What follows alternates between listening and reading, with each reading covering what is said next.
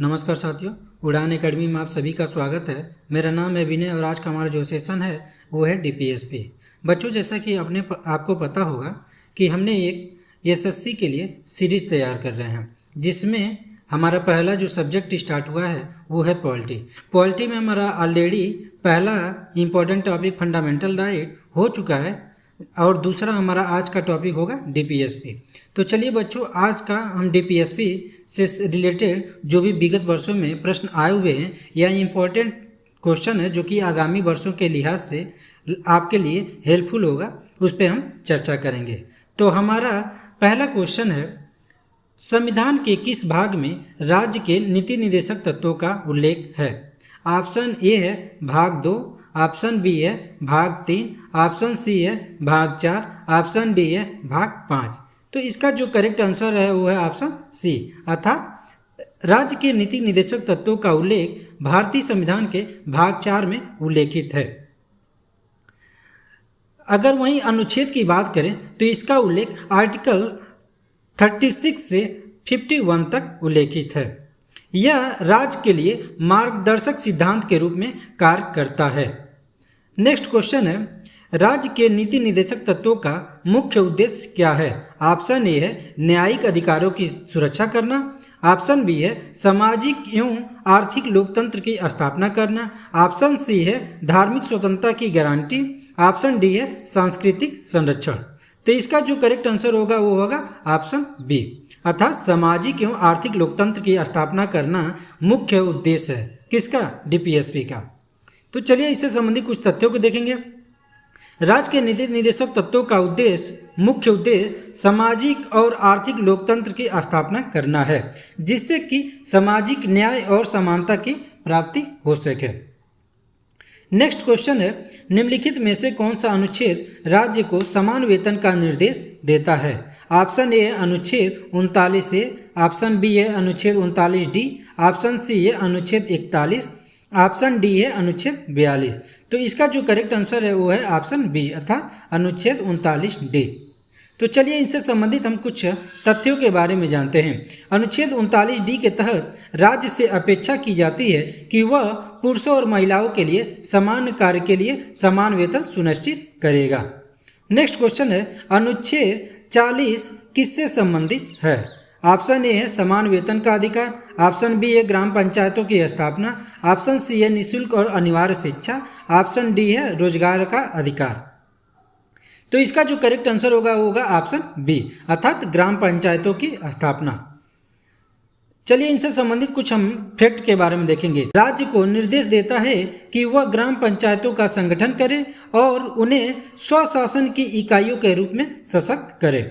Next question है, राज्य के नीति निर्देशक तत्व किस प्रकार के अधिकार हैं? ऑप्शन ए है न्याय संगत अधिकार, ऑप्शन बी है राजनीतिक अधिकार, ऑप्शन सी है संवैधानिक अधिकार, ऑप्शन डी है गैर न्याय संगत अधिकार। तो इसका जो करेक्ट आंसर होगा वो होगा ऑप्शन डी, अर्थात गैर न्याय संगत अधिकार। चलिए इनसे संबंधित हम कुछ तथ्यों को देखेंगे। राज्य के नीति निर्देशक तत्व न्याय संगत नहीं है, जिसका अर्थ है कि उन्हें अदालतों में लागू नहीं किया जा सकता। अर्थात अगर डीपीएसपी को लागू नहीं किया जाता है तो आप न्यायालय में नहीं जा सकते हैं, लेकिन यह राज्य के नीतियों को निर्देशित करने वाले सिद्धांत होते हैं। नेक्स्ट क्वेश्चन है, किस अनुच्छेद के तहत राज्य से कमजोर वर्गों के हितों की सुरक्षा के लिए नीतियां बनाने की अपेक्षा की गई है? ऑप्शन ए है अनुच्छेद 41, ऑप्शन बी है अनुच्छेद 42, ऑप्शन सी है अनुच्छेद 46, ऑप्शन डी है अनुच्छेद 47। तो इसका जो करेक्ट आंसर है वो है अनुच्छेद 46, अर्थात ऑप्शन सी सही है। चलिए इससे संबंधित कुछ तथ्यों के बारे में जानेंगे। अनुच्छेद 46 में राज्य को अनुसूचित जातियों, अनुसूचित जनजातियों और समाज के अन्य कमजोर वर्गों को शैक्षणिक एवं आर्थिक हितों को बढ़ावा देने का निर्देश देता है। नेक्स्ट क्वेश्चन है, राज्य के नीति निर्देशक तत्व का प्रेरणा स्रोत कौन सा है? यह किस संविधान से लिया गया है? किस देश के संविधान से लिया गया है? ऑप्शन ए है रूसी संविधान, ऑप्शन बी है आयरिश संविधान, ऑप्शन सी है अमेरिकी संविधान, ऑप्शन डी है फ्रांसीसी संविधान। तो इसका जो करेक्ट आंसर होगा वो होगा ऑप्शन बी, अर्थात आयरिश संविधान। चलिए इससे संबंधित कुछ तथ्यों को देखेंगे। राज्य के नीति निर्देशों को भारतीय संविधान में आयरिश संविधान से लिया गया है। नेक्स्ट क्वेश्चन है, किस अनुच्छेद के तहत पर्यावरण संरक्षण और सुधार राज्य की नीति का हिस्सा है? ऑप्शन ए है अनुच्छेद 47, ऑप्शन बी है अनुच्छेद 48A, ऑप्शन सी है अनुच्छेद 50, ऑप्शन डी है अनुच्छेद 49। तो इसका जो करेक्ट आंसर है बच्चों, इसका ऑप्शन बी करेक्ट है, अर्थात अनुच्छेद 48A। चलिए इनसे संबंधित कुछ तथ्यों को देखेंगे। अनुच्छेद 48A के अनुसार राज्य को पर्यावरण की सुरक्षा और वन एवं वन्य जीव के संरक्षण के लिए प्रयास करना चाहिए, ऐसा प्रावधान किया गया है। नेक्स्ट क्वेश्चन है, अनुच्छेद 47 किससे संबंधित है? ऑप्शन ए है पंचायतों का गठन, ऑप्शन बी है समान न्याय, ऑप्शन सी है पोषण एवं स्वास्थ्य का सुधार, ऑप्शन डी है शिक्षा का अधिकार। तो इसका जो करेक्ट आंसर होगा वो होगा ऑप्शन सी, अर्थात पोषण और स्वास्थ्य का सुधार। चलिए इनसे संबंधित कुछ तथ्यों को देखेंगे। अनुच्छेद 47 राज्य को यह सुनिश्चित करता है या निर्देश देता है कि सार्वजनिक स्वास्थ्य का सुधार करना एवं पोषाहार का स्तर बढ़ाया जाना राज्य का कर्तव्य होगा। नेक्स्ट क्वेश्चन है, कौन सा अनुच्छेद यह सुनिश्चित करता है कि बच्चों को मुफ्त एवं अनिवार्य शिक्षा प्रदान किया जाएगा? ऑप्शन ए है अनुच्छेद 45, ऑप्शन बी है अनुच्छेद 39, ऑप्शन सी है अनुच्छेद 42, ऑप्शन डी है अनुच्छेद 50। तो इसका जो करेक्ट आंसर होगा वो होगा ऑप्शन ए, अर्थात अनुच्छेद 45। चलिए इनसे संबंधित कुछ तथ्यों को देखेंगे। अनुच्छेद 45 राज्य को 14 वर्ष की आयु तक के बच्चों के लिए मुफ्त एवं अनिवार्य शिक्षा प्रदान करने का निर्देश देता है। इसे 86वें संविधान संशोधन के द्वारा मौलिक अधिकार बनाया गया। नेक्स्ट क्वेश्चन है, किस अनुच्छेद में राज्य से अपेक्षा की गई है कि वह मजदूरों को उचित एवं मानवीय कार्य की स्थिति प्रदान करेगा? ऑप्शन ए है अनुच्छेद 38, ऑप्शन बी है अनुच्छेद 39, ऑप्शन सी है अनुच्छेद 42, ऑप्शन डी है अनुच्छेद 43। तो इसका जो करेक्ट होगा आंसर होगा वो होगा ऑप्शन सी, अर्थात अनुच्छेद 42 में यह प्रावधान किया गया है। अनुच्छेद 42 राज्य से यह अपेक्षा करता है कि वह श्रमिकों के लिए उचित एवं मानवीय कार्य स्थिति को सुनिश्चित करे।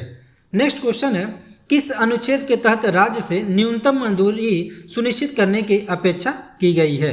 ऑप्शन ए है अनुच्छेद 41, ऑप्शन बी है अनुच्छेद 42, ऑप्शन सी है अनुच्छेद 43, ऑप्शन डी है अनुच्छेद 44।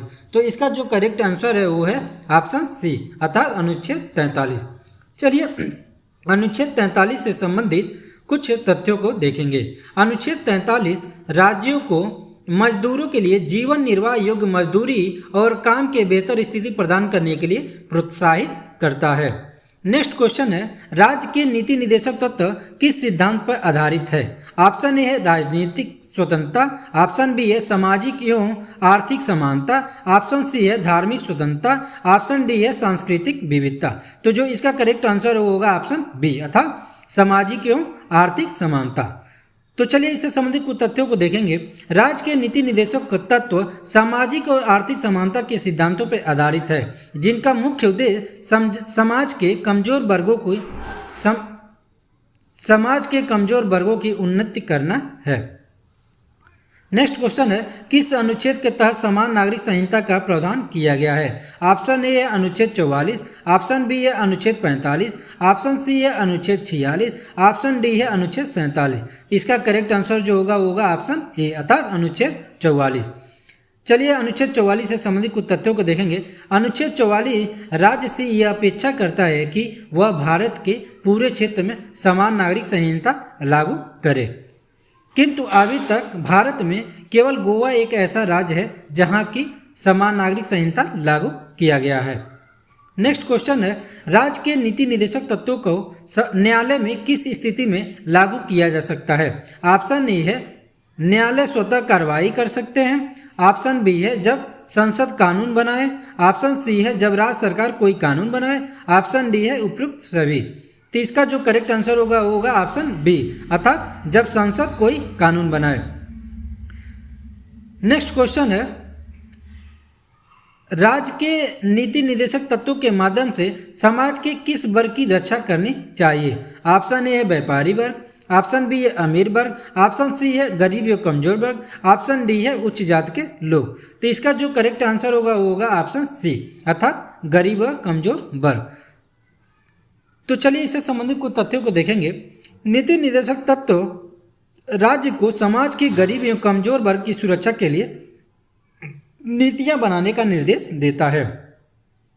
नेक्स्ट क्वेश्चन है, किस अनुच्छेद में यह उल्लेख है कि राज्य का कर्तव्य है कि वह न्यायिक व्यवस्था को कार्यपालिका से स्वतंत्र बनाए रखेगा? ऑप्शन ए है अनुच्छेद 50, ऑप्शन बी है अनुच्छेद 51, ऑप्शन सी है अनुच्छेद 48, ऑप्शन डी अनुच्छेद 45। तो जो इसका करेक्ट आंसर होगा ऑप्शन ए, अर्थात अनुच्छेद 50 में यह प्रावधान किया गया है। अनुच्छेद 50 राज्य को न्यायपालिका को कार्यपालिका से स्वतंत्र रखने का निर्देश देता है।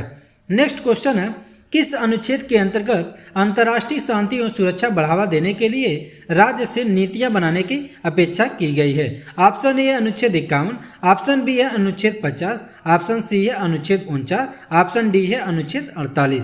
तो जो इसका करेक्ट आंसर है वो है ऑप्शन ए, अर्थात अनुच्छेद 51 में यह प्रावधान किया गया है। अनुच्छेद 51 राज्य से यह अपेक्षा करता है कि वह अंतर्राष्ट्रीय शांति और सुरक्षा को बढ़ावा दे, अंतर्राष्ट्रीय कानूनों एवं संधियों का सम्मान करे एवं राष्ट्रों के बीच संबंधों को सुदृढ़ करे। नेक्स्ट क्वेश्चन है, किस अनुच्छेद के तहत राज्य से उपेक्षा की गई है कि वह अंतर्राष्ट्रीय कानून एवं संधियों का सम्मान करे? ऑप्शन ए है अनुच्छेद 49, ऑप्शन बी है अनुच्छेद 50, ऑप्शन सी है अनुच्छेद 51, ऑप्शन डी है अनुच्छेद 52।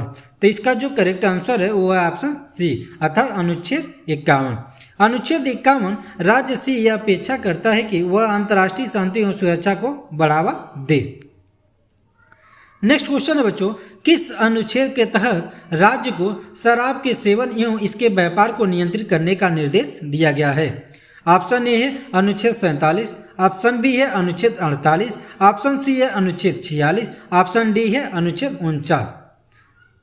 तो जो इसका करेक्ट आंसर होगा अनुच्छेद 47, अर्थात ऑप्शन ए करेक्ट होगा।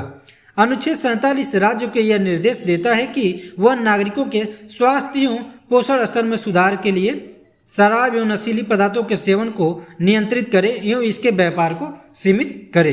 इसी के तहत अर्थात अनुच्छेद 47 के तहत ही बिहार एवं गुजरात राज्य अपने स्टेट में या अपने वहाँ राज्य को शराब के सेवन एवं इसके व्यापार पर प्रतिबंध लगाए हुए हैं।